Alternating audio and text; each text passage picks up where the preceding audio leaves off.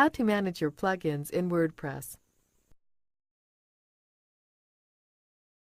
This tutorial assumes you've already logged into WordPress and will show you how to manage plugins.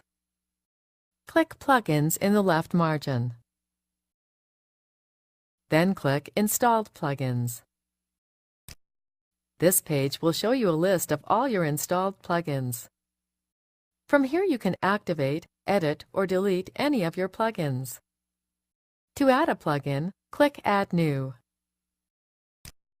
A list of available plugins are listed here, and you can find more plugins by browsing the WordPress plugin directory.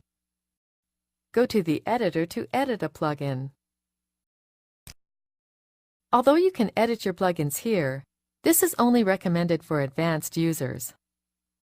This is the end of the tutorial. You now know how to manage plugins in WordPress.